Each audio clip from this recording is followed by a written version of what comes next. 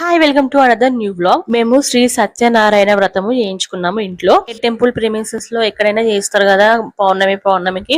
ఇంకా ఎప్పుడైనా వీలైతే అక్కడ చేయించుకుంటాము, లేకపోతే ఇంట్లో చేయించుకుంటాము. ఇయర్ కి 1 టైం అలా చేసుకోవడానికి ట్రై చేస్తాము. మాక్సిమం ఇంట్లో, లేకపోతే టెంపుల్లో పౌర్ణమి రోజు చూసుకొని చేసుకుంటాము. శ్రావణ మాసం ఖచ్చితంగా చేసుకోవాలంటారు కదా, శ్రావణం కార్తీకం. సరే, మాకు శ్రావణం మంచిగా అనిపించి ఒక మండే రోజు చేయించుకున్నాము.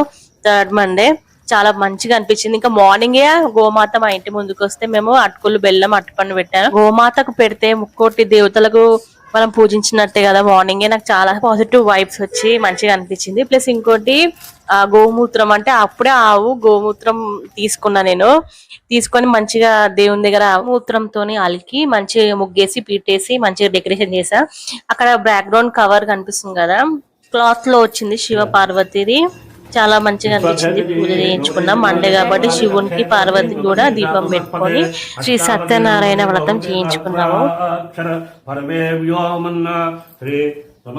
సురభినో ముఖాకర దర్పణ ఆయకం తారిషతో దద్నాం సమర్పయామి. శుక్రమసి జ్యోతిరసి తేవో పవిత్రేణ సూర్యశ్చ రశ్మిభిః ఆజ్ఞేన పరికల్పయామి. మధువాతారతాయతే మధురక్షంతు సింధువః మద్నాం సమర్పయామి. శ్రీరమాత హిత వీర వెంకట సత్యనారాయణ స్వామినే నమో నమః. మద్నాం సమర్పయామి.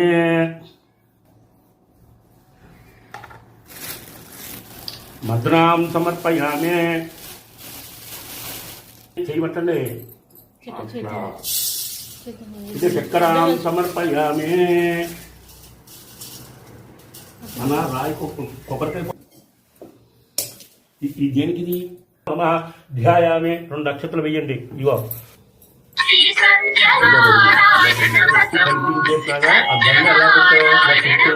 అలాగే